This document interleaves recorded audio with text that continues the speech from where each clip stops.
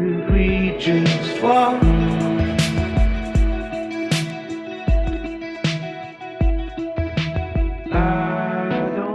So, Araceli, welcome to the Layered Onion podcast. So excited to have you here. Maybe you could introduce yourself to our guests and tell us a bit about yourself and sort of all the different things you do, because there are many. Oh, you're so sweet.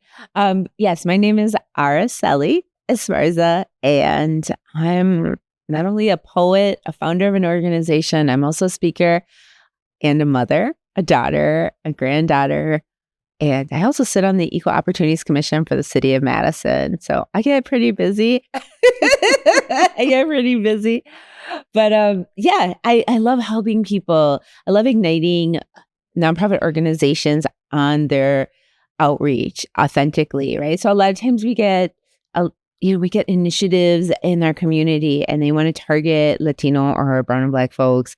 And so I help bridge that for them. I help them figure out that strategic manner of way to doing it without patronizing our community in a way that actually builds equity. And we talk a lot about like social capital and so forth. And as a founder of an organization for Latinas, I basically created something that I didn't see in my community, which was like a very niche professional development and networking group of women that we just get together. And that's what we really do is we get together and we develop lifelong skills like storytelling. So I'm kind of giving it back 360 back to the community as far as like what I've learned in my studies of becoming a writer and a poet. So storytelling is such an important skill. Yeah. And so many people, I think, have stories that never get told. Oh, absolutely. So maybe tell me a little bit about how did you come to that conclusion of really wanting to bring out this voice that wasn't heard? Exactly. And mainly to amplify those voices, because I think they were being heard, but they weren't being shared enough, right? So sometimes it's like out of the shame or what have you, oppressions that impede people to want to share the story to more people. So as a social worker right out of college, I was working at Nehemiah. I worked at so many different nonprofit organizations, worked my way up to communications and marketing. But in the beginning years, as direct service provider, I assisted so many people with like medical advocacy, social services, housing, just running the gamut, legal. I just remember so many instances having to be that bridge and that conduit too, that holder of stories in space.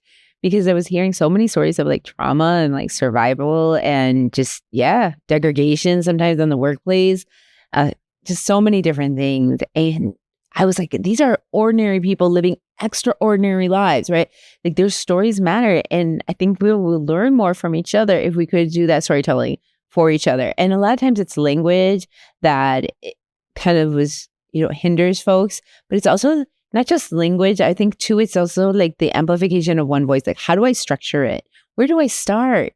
How do I kind of, yes, Miranda, but is there a point to what I'm saying? Like, what is that golden nugget? And oftentimes people didn't know how to impart that knowledge. And I think as Latinos, myself as being Chicana, first generation Latina here, growing up in Madison, storytelling was really fundamental for my grandmother and myself. And so I grew up in a single parent household. My grandmother my abuela was the one taking care of me a lot of times.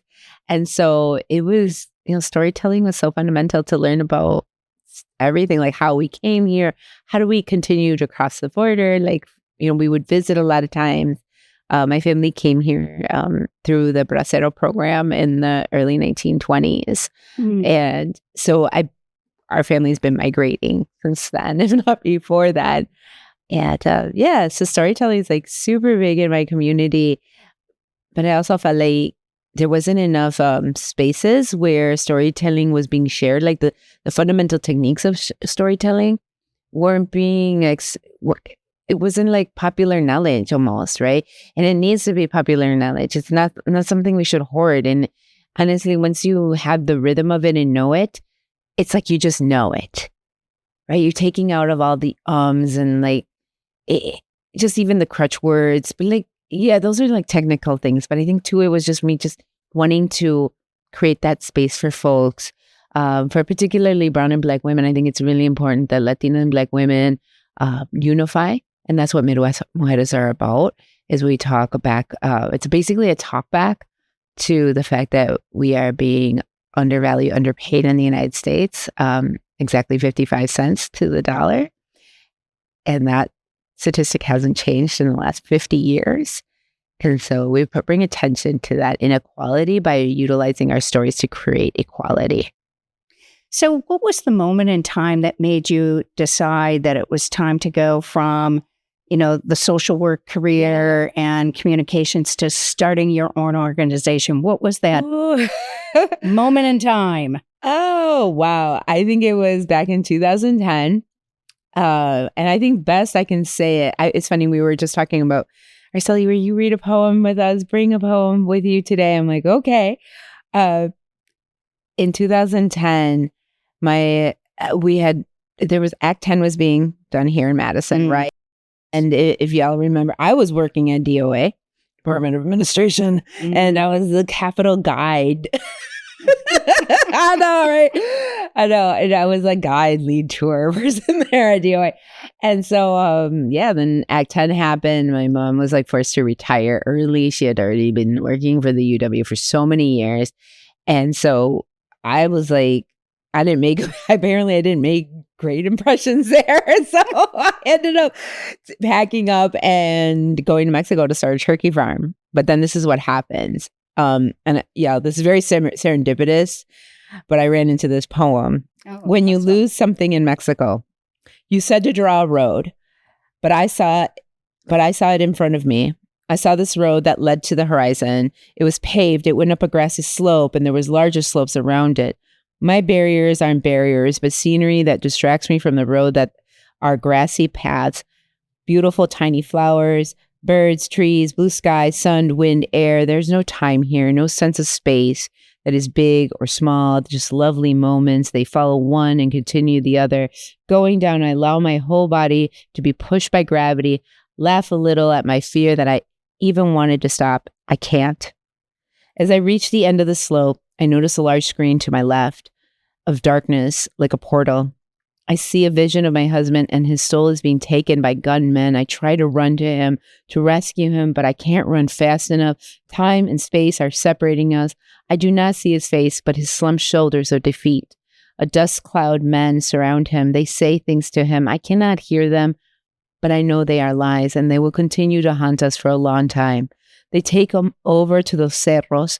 I can't see them no more. I am screaming and crying to be let into this realm, to rescue him, to feel what he feels, but I can't get in. So in 2010, when I said we were going to go start that turkey farm, that is the same year that they found about, 7 heads in Monterey. This one Mexican reporter was killed in Mexico City, just crazy amounts of cartel work was being handled there. And then my husband was taken for, robbed at gunpoint, all of our possessions. And he said, what happened? What was the, that's what happened. So as I was trying to start a whole new thing in my world, kind of feeling defeated here in Madison, going down there and trying to start a different life, because we had some property down there. We wanted to develop it and so forth. And on the way there, we were basically taken for everything. So my husband just recently became a resident. So that kind of reset everything, because now he has no more papers. I'm pretty sure now people understand 2024, kind of legal proceedings. So how to come in and out of a country now, it's really difficult if you lose everything. I can only imagine if it was done in this era or time. Thankfully, in those years, certain people were in charge it made it easier. It wasn't as hard to regain, but it did take us about 2 years to come back. Oh my goodness. So we were basically homeless and just in a lot of weird, crazy spaces, just like that. And trauma. A lot of trauma, yes. A lot of trauma. Yeah. Yeah, losing it, only having what I had, which was my laptop and my suitcase. Yeah, and my kids, obviously. We had flown there before he had traveled, but he traveled in car. And we were very lucky that he was alive. And so found him 2 days later. And yeah, it was really difficult time period to push through. But that's kind of what started my entrepreneurial journey, with not having anything. And two, and like also, like you were saying, trauma, but it also kind of robs yourself self-security, not even self-worth, just like security. So like we had to kind of go underground because like of fear of retaliation. Yeah. It's kind of like you think about Maslow's hierarchy of needs, and all of a sudden you were back down to, you know, basic survival. Basic survival. And so that, yeah, it pushed me to my limits. And hey, we ended up in New Jersey 2 years later. New Jersey. Yes. Okay. Yes. And Ego and much love. And so survived Hurricane Sandy. Oh. Sandy Hook. Also happened during the time that I was there. It was also really crazy, tragic stuff. And so all of those things like shape, mold my poetic voice. At that time, I went back and got my my MFA. Oh, the residency program at Hamline University. Okay. Yeah. Yeah. Because I was like, this is going to have to, something has to go. Something has to happen. I've always wanted to go and get a degree that I actually wanted. Not when you're doing. Oh, I hear you. You know, as a first gen, like it was more like what my parents wanted, which was to become a lawyer or a legal secretary of some sort. And that simply wasn't what I wanted. And so going back for my MFA was really special. But it must have taken a lot of courage, because when you sort of lose security, to then choose a path that's entrepreneurial where there is not a lot of security, that's, for a lot of people, that would be a huge leap. But clearly you saw it as a bridge to giving a whole new generation of folks a voice. That part. Yeah, it was because I was like, this time it's not going to just be for, like, say, I was really good at, fundraising for my clients, to getting them, rent eviction prevention assistance, any kind of assistance that they need. I was really good at finding them resources. But now it was like the script was flipped. It's like, how do I find it for myself? But still in partly to find it for other people too, in a way that is sustainable, right? Because it's one thing to give somebody like bread and fish for one day, but it's another thing to teach them how to do it every day. And so that part, I think, is where I leaned in more, because I had to reteach myself how to do that. Well, that's a wonderful gift to give folks, because I think that teaching folks to fish is a lifelong skill then. You're not just dependent, you're independent. Yeah, absolutely. So I really enjoyed it. And going back for my MFA was just such a treat, because it helped me, like, you told me to bring some art stuff. So tell me a bit about these. When I was doing my MFA, I started getting into making journals, as one does when they're looking for more things in life. And so I was just kind of like looking at these journals of the time periods, and they were really reflective. I felt like, too, of just not only like politics that were happening, but also things that I was really, like this one says 5 pages a day, a writer's journey. Guarding your heart out. I mean, I love the one, the choices we make. Yes. It is about those things, right? It is about those things. Like, I was kind of reading last night of just my own journal, and I saw this, and I'm like, oh my gosh, I need to read this tomorrow. And I'm here because a lot of the work that I do is inspired by my grandmother and like her immigrant journey coming to the United States as an older adult. Now first she was like literally like 6 months old in 1922. But then later she didn't stay here that time period. She came back in the 70s after being a single parent and a widow. So my mom was like 17 years old when she first came. So when my grandmother came, it was like she was a migrant worker, and she like picked vegetables all the way up to the United States, and then kind of was like in Waukesha, and then ended up in Madison. Very happenstance that she like took a cleaning job with like a professor or something, and they ended up over here. You have something you want to share? Yeah. Okay. But just to like give you background as far as like her story of coming here, but also something from her. And when I read this, I almost wanted to cry. I saw life in her soup. Like, I really did see life in a lot of the food and things that she did that were innovative, that were really special. And when I read that, I'm like, even though a lot of bad things might have happened and still do happen to first-gen immigrants coming here, there are moments where you will find life in the very small things that people do for you and that you get to share with your family if you're so lucky to have that. But yeah.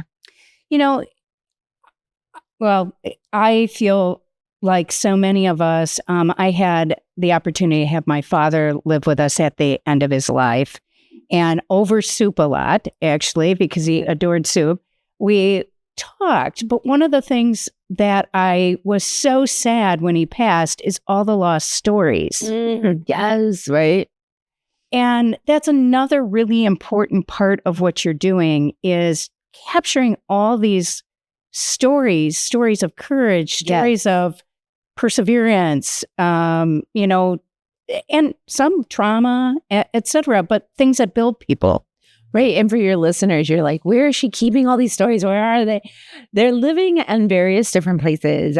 Some of the stories are like in podcast form. Mm-hmm. We had Midwest Mujeres series 1, and then we came back during the pandemic, calling ourselves the Wisconsin Talkback series, the post-pandemic podcast.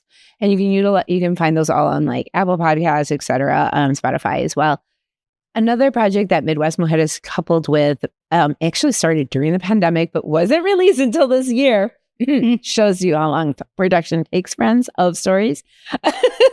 Was a co-production that we did with Wisconsin Public Radio and Wisconsin Life. So I helped curate some of these stories that women that have gone through our program then were able to be highlighted in like a 5-part series through Wisconsin Life.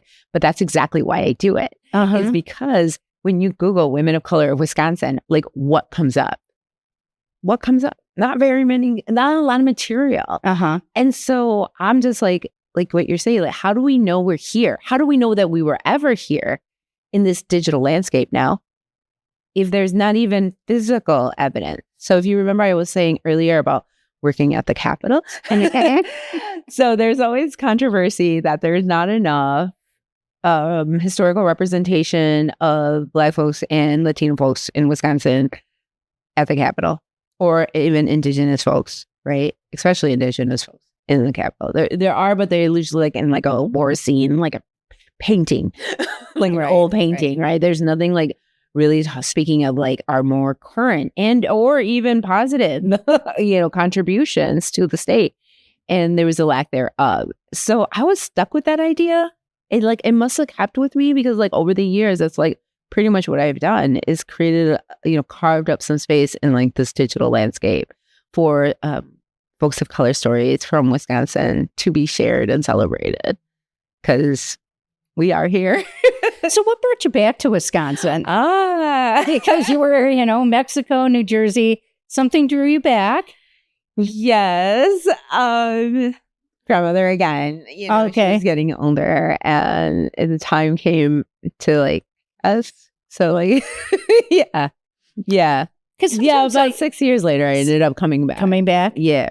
Because I always think it's so interesting when, and we have another guest who's going to talk about the Black woman voice in Wisconsin. And because it is so underrepresented here in this state, so underrepresented, it's must be difficult sometimes because you feel like you're the point of a spear and you're always going upstream. Sometimes, yes. I mean, it's hard because like we were talking right before the camera started rolling, was that women of color are more likely to have autoimmune disorders. Autoimmune disorders. And you were like, that's so interesting. I'm like, to me, I'm not surprised. There are so many times that you have to bite your lips, swallow hard, go in a parking lot, scream in your car so nobody can hear you and claim that you're that crazy Latina or that you're that spicy hot Latina with like anger issues or something of that sort. And it gets so old. Like that trope gets really old really quick, especially given the lack of Latinas in C-suite positions in the United States. We represent less than 1%. I think here in Madison, it's really uniquely placed. We have over like 5 Latinas who are leaders in in nonprofit organizations. I can't say that for like the for-profit industry in Madison as far as Latino representation or Latino representation in those areas. But I can say like in the nonprofit sector, at the very least, we have a little bit of representation there. But yeah, it's definitely a thing. It's definitely a thing to have to contend with on a daily basis. And I think that poetry is such a great way to express that and to also like celebrate the many fun ways of how Latinidad shows up in our everyday. What do I mean by that? My husband has this beautiful black hat with the Wisconsin state symbol, but it has this like beautiful embroidery, kind of like what I'm wearing, like over the state. So the cutout, it's like of Wisconsin, but it's woven in with these beautiful like Mexican colors. Okay. So I mean, that's the hodgepodgeness that we're creating. I mean, yeah. I like that. I like that a lot. I think that's what like a walking taco, like whoever heard of those things until you come to the Midwest, but it's like literally it's a taco and Cheeto Frito thing. You don't find those things in Whoop Mexico, but here you do. Apparently, we have to have a walking taco. Well, that is how we met, was through the Shallot. And that is a publication that's really about uplifting the voice of healing through the power of art. Yeah. And you submitted a poem, and then we had an event, and you had the opportunity to read, which was lovely. Maybe you could talk a little bit about how you see your poetry, your storytelling, et cetera, from a healing perspective. Oh my gosh, absolutely. I think let's not walk around or talk around the situation either. It's about mental health. Your organization specifically helps folks with mental health issues, and you're highlighting that intersection of mental health and writing for healing. I think that's really important. I think that in Latino culture, it's not as socially acceptable to talk too much about it, but it's definitely accepted in such a way that it's seen as if it's a constant struggle and you have to do things to alleviate it. There are traditions, there are medicines, there are folks, curanderos, curanderas, healers that you will go to help you alleviate that. It's not necessarily seen as like, as one thing that is the same all the time. What do I mean by that? So somebody with mental health might be like, given an analysis that they have, say, depression, or anxiety, most common one, right? But in Latino culture, it's like, okay, you might have that now in this season, but then your next season might be this other thing. Your next season might be like, maybe personality disorder or what have you, but they don't even have names for that. It's like other names. And then there's like ways to heal those things. But say you're in the United States where you're not around your teas. Like I would bring my teas to my grandmother all her time because she was a little healer herself. So I'd be bringing her teas from Mexico. Oh my gosh, that was kind of scary sometimes because people might think it's something else. Anyway, so you're not there next to like your stores. You're not there by your aunts and uncles who would tell you, okay, go here. You know what I'm saying? Do this. Or you have this food to eat, or you can go to this place, or you can go to this healer, and they can do this ritual for you. Where is that? You are in like Racine, Wisconsin, Cove, Wisconsin. You're in Southside Madison. Where do you get that type of stuff? But writing can be helpful. Writing can absolutely be helpful, and so that's where I kind of feel like it's like it's good for all cultures and communities. Writing and healing, and especially if you take away that critical voice. So that's the first thing I teach when I do groups in Spanish. It's the first thing I teach them is to tell that critical voice to shut up. That's the first thing I teach them with a little death hand. I kind of bring out the Skeletor hand. It's like, tell them to stop, just shut them up, throw them out of here, because we don't need that. You don't need that energy. You already have enough of that critical energy in us. telling you, dictating you grammar, syntax, and all of those type of things. So I try to tell you, and they're like, well, should I write it in English and Spanish? Whatever you feel like, right? I mean, we have the advantage that we have 2 languages that we can play with. So that's why I think things like the shallot are so important to like encourage that writing and healing through writing. I think that's, and so I really do like the layered onion and what you've all been doing over here. And that's exactly what I believe in too. I call myself a lot of times the curandera, the healer of writing, with writing. So I facilitate your writing and healing aspects. I don't do it often. It's just not like my major money maker, right? We do it out of love. We do it out of our passion, our dedication to wanting to heal folks. So I really believe that if that's your jam, I'm here for you. But if that's not your jam, there's painting, there's music, so many ways that the arts can help us heal with our mental health. And we just don't encourage it enough. And much like kind of like an immigrant or first gen who comes from another country here, those healing modalities, if they're not embraced by our greater community, we're just perpetuating the same hiding. Right. And that is exactly why we started, is to just be more transparent, have more people understand. And I think all of us have creativity, but people hesitate because of that voice that tells them to stop. And so, well, I do know that you have a conference coming up, and that actually mirrors the theme of the next shallot, divergent. I know. I love that word. So maybe you could talk just for a few minutes about your conference coming up. Yeah. So it's going from October 25th to November 5th. So you'll have to do your absentee ballot if you want to come with us to Guatemala. We're going to a particular place in Guatemala called Lago Atitlan, or San Pedro Laguna. Lago Atitlan is kind of like what the tourists call it, but the real name is San Pedro Laguna. So it's kind of like hanging out on Lake Mendota, but imagine the edges being these volcanoes. Oh, okay. So it's very much like Madison. I mean, in that landscape way. And we're going to go there, and me and 2 other facilitators who are nationally recognized in the disability justice world. We're going to facilitate some leadership skills to impart for neurodivergent folks. That sounds great. And this is Disability Awareness Month. Yeah. Awareness Month for sure. So one last, the time always comes so quick. And so one thing I would love to do to close out is, do you have another poem that you wanted to share? Yeah. You're such a talented writer. So. Oh, you're so sweet. You're so sweet. She's just saying that, folks. No.